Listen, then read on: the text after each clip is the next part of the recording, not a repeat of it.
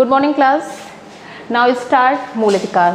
कल का टॉपिक जो मूल अधिकार था उसी को आज कंटिन्यू स्टार्ट करेंगे हम। तो कल का जो टर्न था हमारा था उसमें हमने मूल अधिकार के पहले भाग को देखा था, जिसमें हमने आर्टिकल 14 से लेकर 18 के बीच में डिस्कस किया था। आज हम 19 से लेकर 22 के बीच में डिस्कस करेंगे।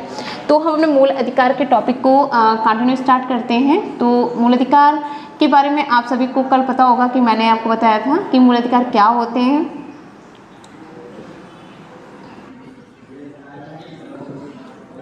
मूल अधिकार में आपको मैंने 14 टू मैंने जो कल पढ़ाया था वो मैंने 14 टू 18 पढ़ाया था।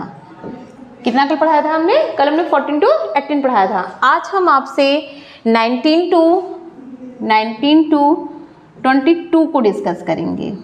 ठीक है, इसके बीच में जो अधिकार हैं ये आपके हैं स्वतंत्रता,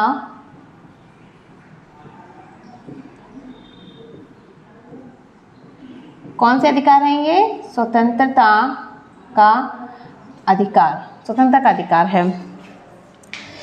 इसमें आप पहला देखोगे 19 का का, 19 का का। तो 19 के का में आपको क्या समझ में आता है? वाक एवं अभिव्यक्ति,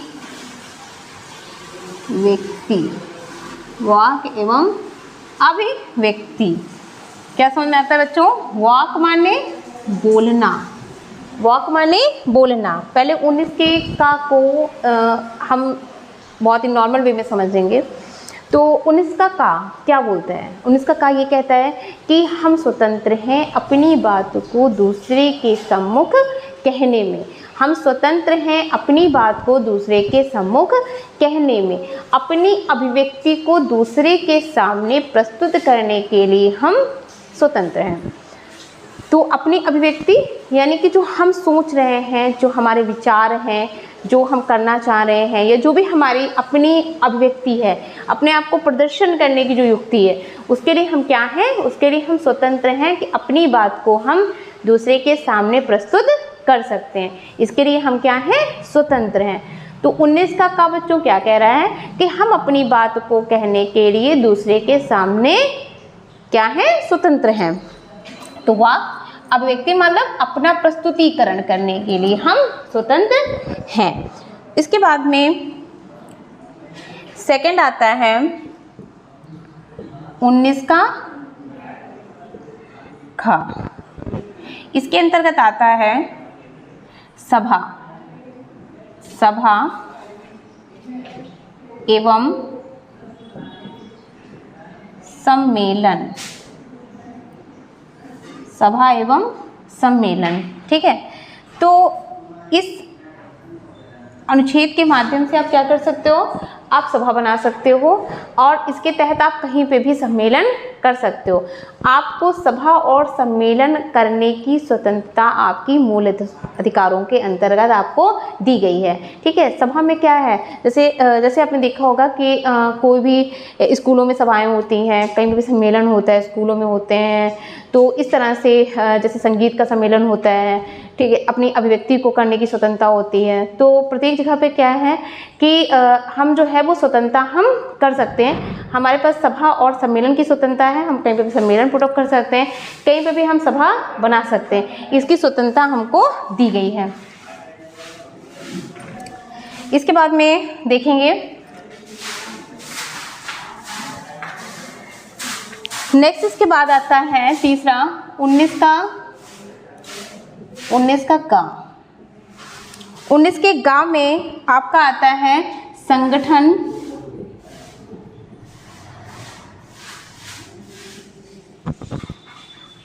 संगठन या संघ बनाने की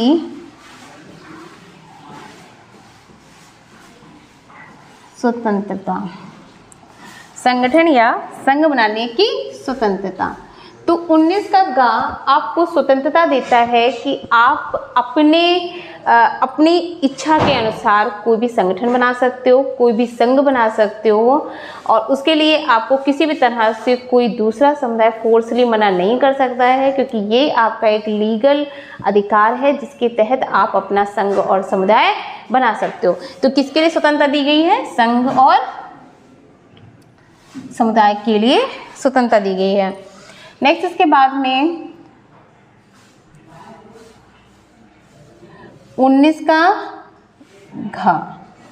19 का घ ये कहता है, 19 का घ संचरण की स्वतंत्रता। संचरण की स्वतंत्रता। तो देखिए, संचरण का मतलब क्या है? कहीं पे भी आप विचरण कर सकते हो, किसी भी जगह, भारत के अंदर रहते हुए आप किसी भी जगह पे संचरण कर सकते हो, ये आपका एक मूल अधिकार आता है। कहीं पे भी जा सकते हो पूरे इंडिया के अंदर, ठीक है, उसमें किसी भी तरह की कोई भी रोक टोक नहीं होगी। ये संचरण की स्वतंत्रता का अधिकार आपका 19 के घ में दिया गया है। इसके बाद देखेंगे 19 का डा। तो 19 का डा आपका क्या कहता है? निवास की स्वतंत्रता। निवास की स्वतंत्रता, यानी कि भारत के अंदर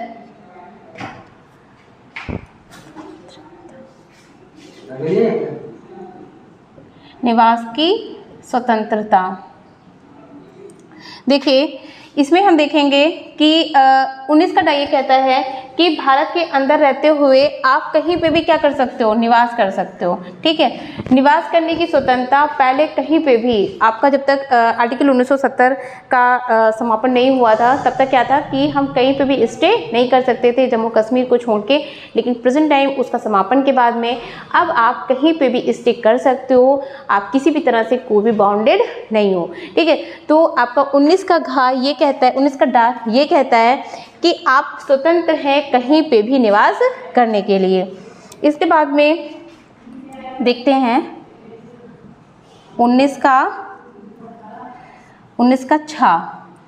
19 का छा ये कहता है कि आप उपजीविका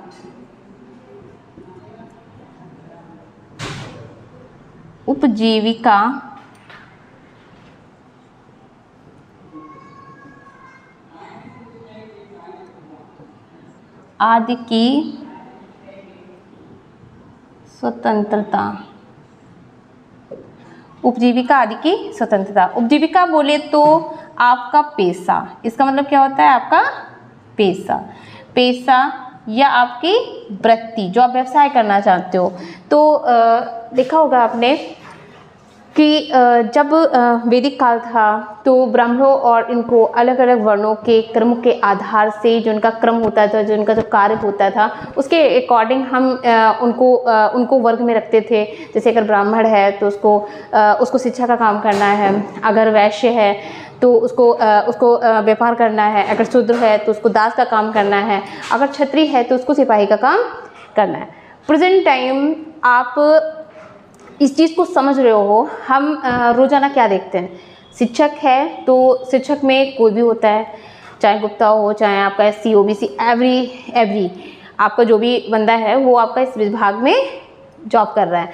वही हाल दुकानों की है। तो ज़रूरी नहीं है कि दुकान जो है वो मिसा दुकान नहीं किए हैं, सिर्फ बनियाई दुकान करेंगे, सिर्फ जो शूद्र हैं वही आपके सेवा का काम करेंगे। पर्टिकुलर कोई भी व्यक्ति कोई भी व्यवसाय को अपना लेता है, क्योंकि अब उसको मूल अधिकारों के तहत ये संरक्षण दे दिया गया है कि अगर वो अपने अकॉर्डिंग वृत्ति को अपनाता है तो उस पर किसी भी तरह का कोई भी टीका टिप्पणी नहीं होगी, क्योंकि ये उसका लीगल अथॉरिटीज़ के अंतर्गत ये आपका आता है।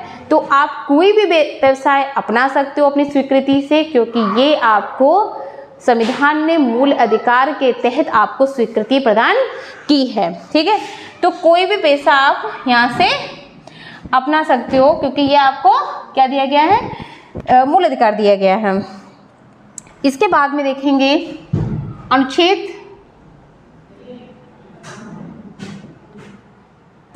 अनुच्छेद 20 दोष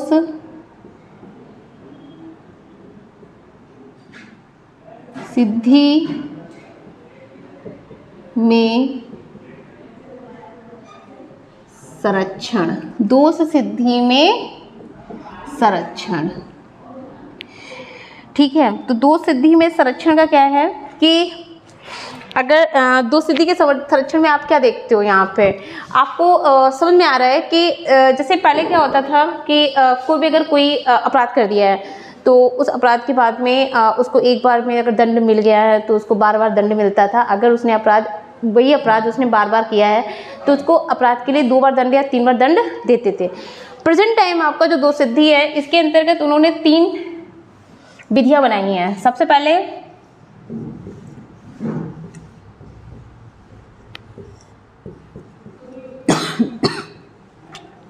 कार्योत्तर विधि, दूसरी है दोहरा दंड, तीसरी है आत्म अभिसंशय। तो बच्चों आप इनको तीनों को हम समझेंगे कि क्या है। जैसे कार्योत्तर विधि क्या है, आपको जो कार्योत्तर विधि समझ में आ रही है वो क्या समझ में आ रहा है आपको?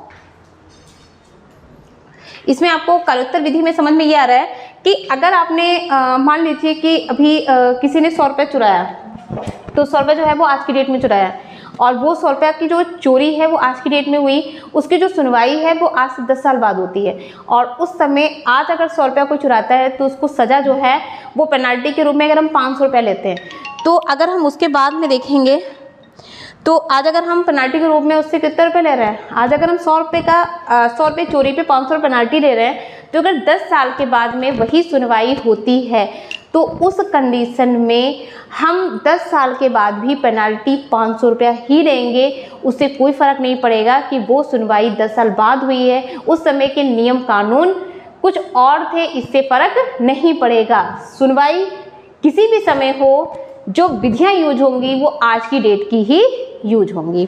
ठीक है, तो आगे समझ में। दोहरा दंड का मतलब ये है कि जैसे मान लीजिए कि कोई इंसान आज उसने चोरी किया 100 रुपया, तो चोरी 100 रुपया किया, टीचर आए और उसने 2-3 थप्पड़ मार दिए कि अरे तुमने तो चोरी कर ली है, अब सज़ा तुमको मिलेगी। 2-3 थप्पड़ मार दिए। अब बच्चा क्या है, बच्चा बहुत गुस्से में बैठा है कि अरे मार तो मेरी पड़ी गई, हमने तो चोरी नहीं की थी। तब तक उसने देखा कि देखो जिसके बैग से रुपए गायब हुए थे उसके पास तो रुपए हैं और हमारी मार भी पड़ गई। अब उसके मन में खुन्नस आ रही है कि अब हम इसके बैग से रुपए चुराएंगे ही चुराएंगे। उसने क्या किया, वो रुपया जो था जिसके लिए उसको मार पड़ चुकी थी, उसने उसके बैग से वो रुपए निकाल के अपने पास रख लिए और खर्च कर डाला। अब वो लड़का जाता है मैडम के पास और बोलता है कि देखिए इस लड़के ने हमारे रुपए चोरी कर लिए। तो वो लड़का जिसने पहले मार खाई थी वो मैडम के पास जाता है और बोलता है कि आपने मुझे इसी चोरी के लिए 100 रुपये की, आपने अभी मुझको 2 तमाचे मारे थे, अब मैंने वास्तविकता में चोरी की है तो एक बार में दंड पा चुका हूँ, अब मैं दोबारा आप मुझे नहीं मार सकती हो, क्योंकि एक सज़ा एक कार्य के लिए सज़ा एक होती है, 2 बार नहीं। तो दोहरा दंड ये है। समझ में आ गया? आपको समझ में आ गया दोहरा दंड क्या है, और कार्योत्तर विधि भी समझ में आ गई आपको क्या है।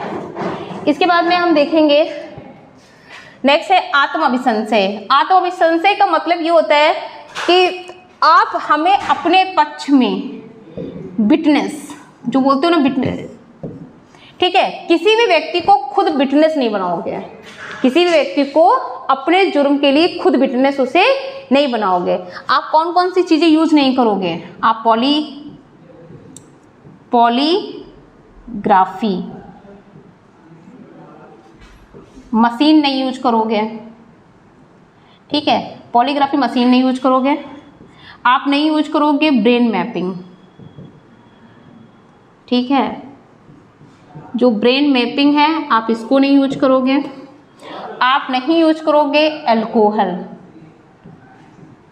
अल्कोहल ड्रिंक का प्रयोग आप नहीं करोगे, ठीक है। तो प्रेजेंट टाइम आप उसको विटनेस बनाने में आप पॉलीग्राफी मशीन का यूज नहीं करोगे, आप